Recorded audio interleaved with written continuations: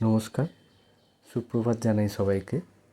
ইনফোলিপে বাণী ও কথা এই পর্বে আজকের দিনটি শুরু করছি ভগবান শ্রী শ্রী রামকৃষ্ণের চরণে ও শ্রী শ্রী মায়ের চরণে প্রণাম জানিয়ে। মায়ের একটি বাণী দিয়েই আজকের দিনটা শুরু করছি।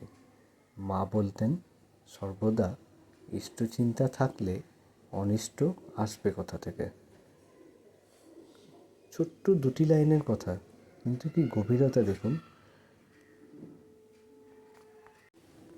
আমরা আমাদের আপাত উপলব্ধিতেই এই কথাটির যেটুকু সারমর্ম বুঝতে পারছি, তাতেই দেখুন যে সত্যিই তো সর্বদা যদি সারাদিন আমরা আমাদের ইষ্ট আরাধ্য দেব দেবীর কথাবার্তা চিন্তা করতে থাকি, তাদের নাম নিতে থাকি, তাহলে সচরাচর না নিজের মনে বিরাট কিছু দুশ্চিন্তা আসবে, যার থেকে কোনো দুষ্কর্ম হতে পারে।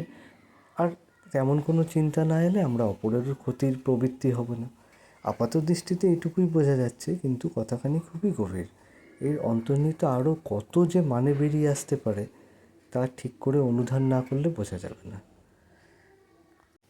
মায়ের এই কথা দিয়ে মায়ের পায়ে প্রণাম জানিয়ে আজকের দিনটি শুরু করছি। আজকের দিন আপনাদের সবার জন্য মঙ্গলময় হোক, এই প্রার্থনা করি ঠাকুর ও শ্রী শ্রী মায়ের কাছে। এবং তাদের বলা কথা ও বাণী আমাদের পথের যেন পাথেয় হয়, আমরা যেন তাদের দেখানো পথেই চলতে পারি। নমস্কার, ধন্যবাদ।